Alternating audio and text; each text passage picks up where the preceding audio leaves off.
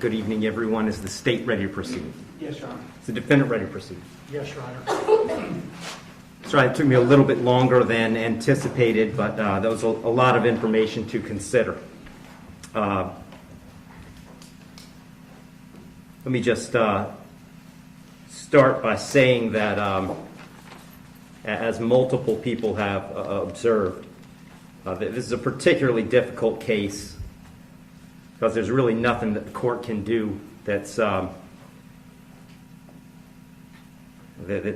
capable of fixing the harm that has been caused to the victims in this case. So that being said, I've got to start with the law. I'm bound by the law, and the law gives me a guideline for how to analyze an appropriate sentence in this case. So I want to start with the Camacho case. It's really the first thing I need to address is whether or not the court's going to depart from the minimum in this case, which is 222 months or approximately 18 and a half years in the Florida State Prison as a minimum. The Camacho case, as Mr. Fitzgibbons pointed out and argued, lays out really a three-factor test. Is there a valid legal basis for departure? Is there competent substantial evidence that the facts support an application? Or do the facts apply to the departure basis that is being asserted? To both of those questions, I answer those yes. There is a valid legal basis for departure, and there is competent substantial evidence that would support a departure. And really, I'd find that as to all of the departure bases argued, with the exception of the disparity argument. I'll just comment on that one for a moment. The defendant has argued that an available basis for departure is the disparity between the guidelines and the sentence that Mr. Barano got. I don't agree with that. I agree that disparity could potentially be an available legal basis for departure. But in this case, I don't think it applies because I do think that there are important substantive differences between the facts as applied to Mr. Barano and the facts as applied to Mr. Herron. The state's put those on the record. I won't elaborate on it too much other than to say I think that the difference, the age of majority for Mr. Herron is one of those. But mostly I just think that the facts are different as between those two defendants. And so I don't believe that the facts in this case support that as a departure basis because I believe that a disparity in sentence between Mr. Barano and Mr. Herron is appropriate in this case.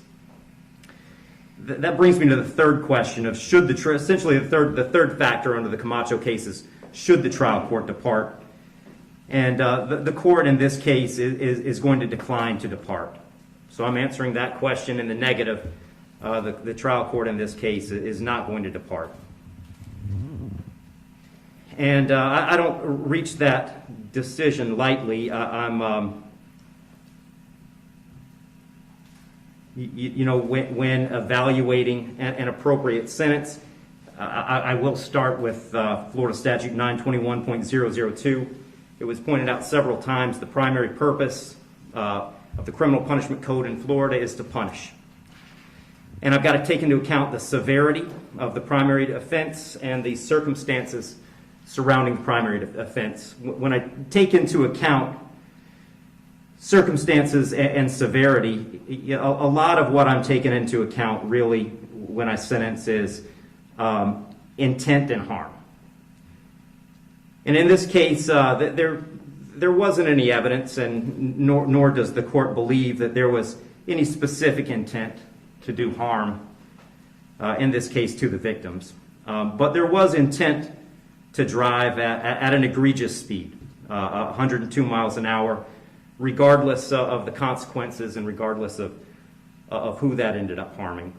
And then the second part of that, the second component, is the harm caused. And in this case, it's just impossible to have greater harm than the harm that occurred in this case, which was the loss of a mother, loss of a baby, and really the loss of a family as it existed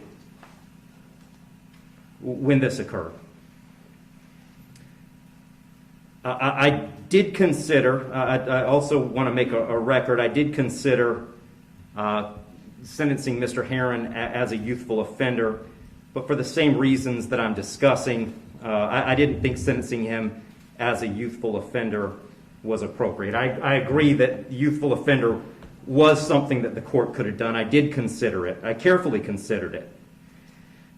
But the court just found that due to the serious nature of these offenses, the extreme nature of the conduct, and again, the level of harm, that a youthful offender sentence was not appropriate.